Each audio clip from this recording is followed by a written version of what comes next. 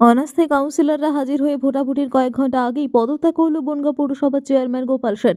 প্রায় এক মাসেরও বেশি সময় ধরে ডামাডোল চলছিল বনগাঁ পৌরসভায়। কয়েক সপ্তাহ আগে তৃণমূলের রাজ্য নেতৃত্বের পক্ষ থেকে বনগাঁ পৌরসভার চেয়ারম্যান গোপাল শেঠকে পদত্যাগের চিঠি পাঠানো হয়েছিল। পদত্যাগ না করায় বনগাঁ তৃণমূল সাংগঠনিক জেলার পক্ষ থেকে তাকে 7 দিনের সময় দেওয়া হয়। এরপরই গোপাল বনগাঁ পৌরসভার ভাইস চেয়ারম্যান জ্যোৎস্না আঢ্যকে অপসারণের চিঠি দিয়ে অসুস্থতার কারণ জানিয়ে দায়িত্বভার তুলে দিয়েছেন বনগাঁ পৌরসভার 21 নম্বর ওয়ার্ডের কাউন্সিলর সুরজিৎ দাসের হাতে।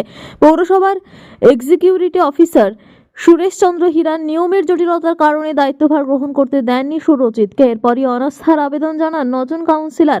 বৈঠক চলাকালীন 6 জন কাউন্সিলর অনাস্থা পেপারে সই না করে বৈঠক ছেড়ে চলে যান, ক্ষোভ দেখান। তারপরে সেই 6 কাউন্সিলরের বাড়িতে গভীর রাতে হামলার অভিযোগ ওঠে। গোবলাবাবু অসুস্থতার কারণ জানিয়ে ছুটিতে চলে গিয়েছিল। ভাইস চেয়ারম্যান না থাকায় অনাস্থার 15 দিন পার হলে 3 জন কাউন্সিলর বসে দিন কয়েক আগে মিটিং করে সিদ্ধান্ত নেন বুধবার অনাস্থা নিয়ে ভোটাভুটির। এদিন সেই ভোটাভুটি হওয়ার কথা, তার আগেই পদত্যাগ করলেন গোপাল শেঠ। এই খবর ছড়িয়ে পড়তেই আবির খেলায় মেতে ওঠেন তৃণমূল কর্মী সমর্থকেরা। তৃণমূলের বনগাঁ জেলা পার্টি অফিস থেকে জেলা সভাপতি বিশ্বজিৎ দাসের সঙ্গে বনগাঁ শহরে মিছিল করেন অনাস্থা আনা কাউন্সিলর। এরপরে কাউন্সিলররা পৌরসভার মিটিংয়ে যোগদান করেন। এখন বনগাঁর মানুষ অপেক্ষা কে চেয়ারম্যান হবে সে বিষয়ে।